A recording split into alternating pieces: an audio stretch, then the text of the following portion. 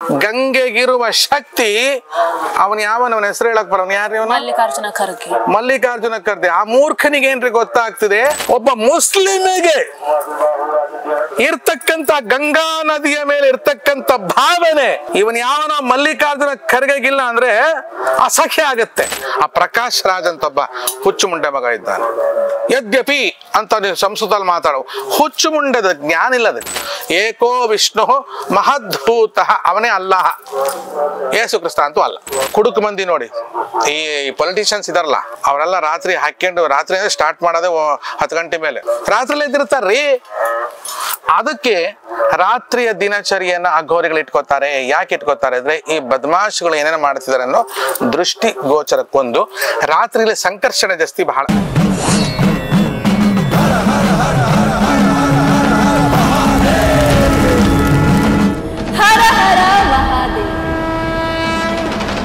ಬಹಳಷ್ಟು ರಾಜಕಾರಣಿಗಳು ತಮ್ಮ ರಾಜಕಾರಣಕ್ಕೋಸ್ಕರ ಸನಾತನ ಧರ್ಮವನ್ನ ನಾಶ ಮಾಡುವಂತಹ ಮಾತುಗಳನ್ನಾಡ್ತಾರೆ. ಮಲೇರಿಯಾ, ಕಾಲೇರಾ ಅದಕ್ಕೆಲ್ಲದಕ್ಕೂ ಕೂಡ ಕಂಪೇರ್ ಮಾಡಿ ಮಾತಾಡ್ತಾರೆ. ಅಂದ್ರೆ ಒಂಥರ ಸನಾತನ ಧರ್ಮವನ್ನ ತುಚ್ಛವಾಗಿ ನೋಡ್ತಾರೆ. ಅದ್ರ ಬಗ್ಗೆ ಏನ್ ಹೇಳ್ತೀರಾ? ನೋಡುತ್ತಿರೋರ ಹೆಸರುಗಳನ್ನ ಹೇಳ್ಬೋದಾ ನೀನು? ಒಂದು ಸ್ಟಾಲಿನ್ ಆಗಿರ್ಬಹುದು. ಸ್ಟಾಲಿನ್ ಅಂದ್ರೆ ಯಾರದು? ತಮಿಳ್ನಾಡು. ಹೌದಾ? ಅದು ಗೊತ್ತಿಲ್ಲ ನೋಡ್ರಿ, ನಮಗೆಲ್ಲ ಟಿವಿ ನೋಡಂಗಿಲ್ಲಪ್ಪ. ಸ್ಟಾಲಿನ್ ಹೇಳು, ಅವ್ನು ಯಾರ ಮಗ? ಅವ್ರ ಅಪ್ಪ ಯಾರು? ಗೊತ್ತಿಲ್ದವ್ನು ಬಿಡು, ಹೋಲಿ ಹಣಗೋಲಿ. ಇನ್ನು ಮಲ್ಲಿಕಾರ್ಜುನ ಖರ್ಗೆ ಅವರು ಕೂಡ ಮೊನ್ನೆ ಮಹಾಕುಂಭ ಮೇಳದ ಬಗ್ಗೆ ಒಂದ್ ಸ್ವಲ್ಪ ಕೇವಲವಾಗಿ ಮಾತಾಡೋದು. ಗಂಗಾ ನದಿಯಲ್ಲಿ ಮಿಂದೆದ್ರೆ ಬಡತನ ನಿರ್ಮೂಲನೆ ಆಗುತ್ತಾ ಅಂತ ಕೇಳಿದ್ರು. ಯಾರು? ಮಲ್ಲಿಕಾರ್ಜುನ ಖರ್ಗೆ ಅವರು. ಗಂಗೆ ಮಿಂದರೆ ಮಲವು ಹಿಂಗಿತಲ್ಲದೆ, ರಂಗನೊಲಿಗೆನು ಭಕ್ತರ ಸಂಘ ದೊರೆಯದೆ. ರೀ, ಗಂಗೆ ಚ ಯಮುನೆ ಚೈವ ಗೋದಾವರಿ ಸರಸ್ವತಿ ನರ್ಮದಾ ಸಿಂಧು ಕಾವೇರಿ ಕೃಷ್ಣವೇಣಿ ವೇಣುಕಾ ತುಂಗಭದ್ರಾ ಮಲಾಪಹಾರಿಣಿ ಕಾವೇರಿ ಕಪಿಲಾ ಕೌಂಡಿನಿ ಘೃತಮಾಲಾ ವಿಪಾಶಾ ತಾಪಿನಿ ಪೂರ್ಣಿಮಾ ತಾಮ್ರಪರ್ಣಿ ನೇತ್ರಾವತಿ ವೇದಾವತಿ ಕೌಶಿಕಿ ಗಂಡಕಿ ಗೋಮುಖಿ ಪುಣ್ಯದ ಕುಮಾರಧಾರ ಸುವರ್ಣ ಪಯಸ್ವಿನಿ ಸೆಟ್ಲೇಜು. ಎಷ್ಟು ಇದಾವ ಇಲ್ಲ? ಅವೆಲ್ಲಾ ನದಿಗಳಿದ್ರು ಇವತ್ತಿಗೂ ನಮ್ಮ ಭಾರತ ವರ್ಷದಲ್ಲಿ ಎಲ್ಲಾರು ಬೋರ್ ಹಾಕಿದಾಗ ಬೋರಲ್ಲೂ ಕೂಡ ಅವ್ರು ಹೇಳಲ್ಲ ನಮ್ಮನೆಯೊಳಗೆ ಕಾವೇರಿ ಬಂದಿದ್ದಾಳೆ, ನಮ್ಮನೆಯೊಳಗೆ ಯಮುನೆ ಬಂದು, ನಮ್ಮಲ್ಲಿ ಸೆಟ್ಲೇಜ್ ಬಂತು, ನಮ್ಮಲ್ಲಿ ನರ್ಮದಾ ಬಂತು ಅಂತ ಹೇಳ್ತೀರಾ, ಗಂಗಮ್ಮ ಬಂದ್ಲು ಅಂತೀರಾ? ಗಂಗೆಗಿರುವ ಶಕ್ತಿ ಅವನ್ ಯಾವನವನ ಹೆಸರು ಹೇಳಕ್ ಬರೋನು ಯಾರು? ಮಲ್ಲಿಕಾರ್ಜುನ ಖರ್ಗೆ. ಮಲ್ಲಿಕಾರ್ಜುನ ಖರ್ಗೆ. ಆ ಮೂರ್ಖನಿಗೆ ಏನ್ರಿ ಗೊತ್ತಾಗ್ತಿದೆ? ಇವತ್ತಿಗೂ ಹಿಮಾಲಯದಲ್ಲಿ ಹುಟ್ಟಿ ಹರಿಯುವ ನದಿಗಳಲ್ಲಿ ನೀವು ಬೇಕಾದ್ರೆ ಲ್ಯಾಬ್ ಟೆಸ್ಟ್ ಮಾಡಿಬಿಡ್ರಿ, ತಗೊಂಡು ಹೋಗ್ರಿ, ಹುಳ ಬೀಳದಿರುವ ಒಂದೇ ಒಂದು ನೀರು ಅಂದ್ರೆ ಅದು ಗಂಗೆ. ಅದೇ ಹಿಮಾಲಯದಲ್ಲಿ ಯಮುನೆ ಹುಡ್ತಾಳೆ, ಬಹಳ ಮಟ್ಟಿಗೆ 1 ತಿಂಗಳು 2 ತಿಂಗಳು 3 ತಿಂಗಳೊಳಗೆ ಅದು ಹುಳ ಬಂದ್ಬಿಡ್ತದೆ. ಆದ್ರೆ ಗಂಗಾ ನದಿಯಲ್ಲಿ ನೋಡಿ, ಮನೆಯಲ್ಲಿ ಮೊದಲು ಮಕ್ಕಳಾಗಿಲ್ಲ, ಎಷ್ಟು ಮಕ್ಕಳಾಗಿ 8 ಹೆಣ್ಣು ಮಕ್ಕಳಾಗ್ಯಾವ, ಮತ್ತು ಹೋಮಗಳು ಮಾಡ್ತಿದ್ರು. ಯಾಕೆ? ಗಂಡು ಮಕ್ಕಳಾಗ್ಲಿ ಅಂತ. ಯಾಕೆ?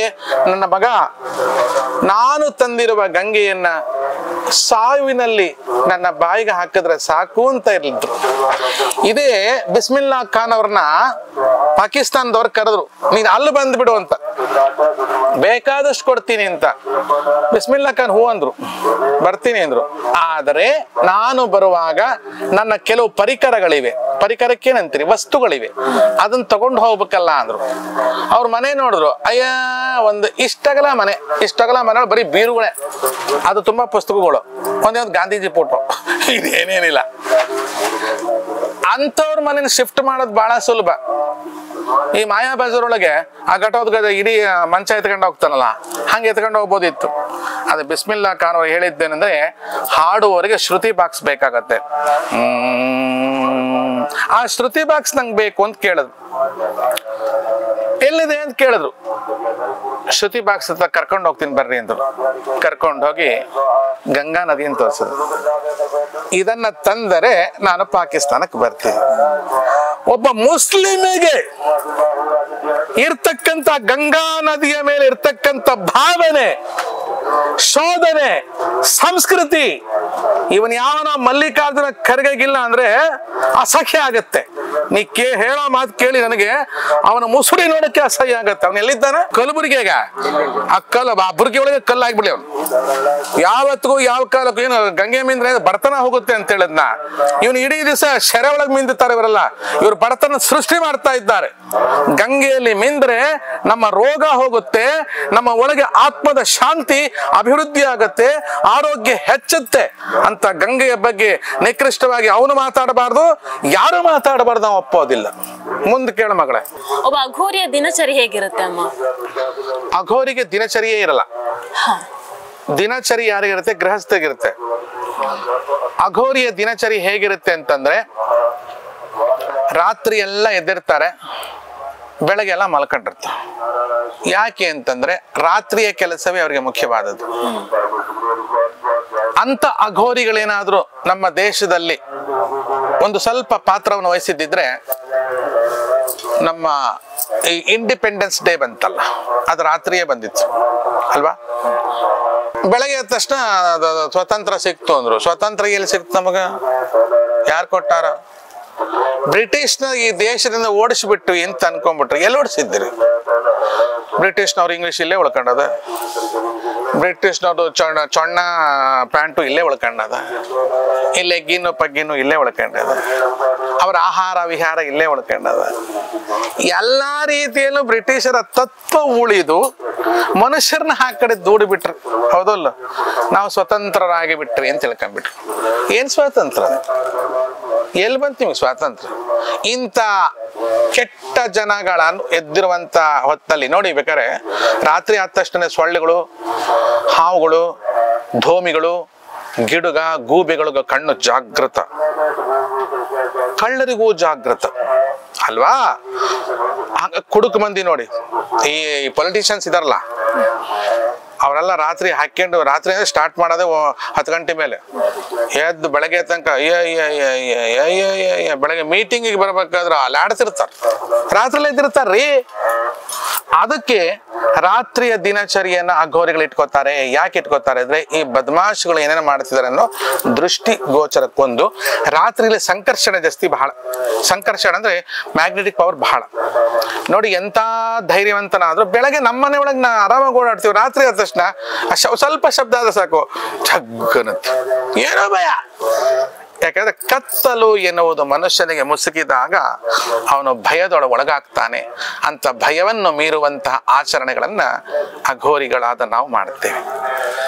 ಅಘೋರಿಗಳು ಶವವನ್ನ ತಿಂತಾರೆ ಅಂತ ಹೇಳ್ತಾರೆ, ಅದು ಹೇಗೆ ಅಮ್ಮ? ಅದ್ರ ಬಗ್ಗೆ ಹೇಳೋದಾದ್ರೆ,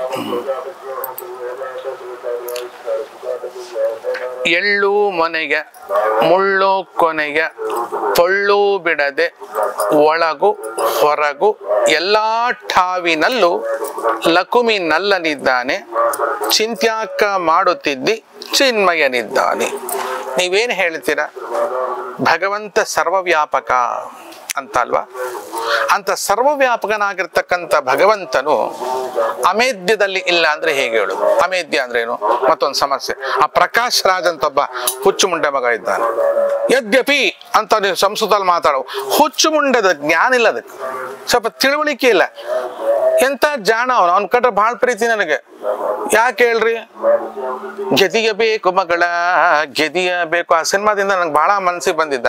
ಆ ಹುಚ್ಚುಚ್ಚು ಮಾತಾಡೋದ್ರಿಂದ ಅವನ ವ್ಯಕ್ತಿತ್ವನೇ ಹಾಳು ಮಾಡ್ಕೊಂಡ ಅವನು. ಆ ಪ್ರಕಾಶ್ ರಾಜ ಅಂತ ಅವನ ಬರ್ತಾನ, ಹುಚ್ಕೋಡಿ. ಯದ್ಯಪಿ ಅಂತ ಮಾತಾಡ್ಬೇಡ್ರಿ ರೀ.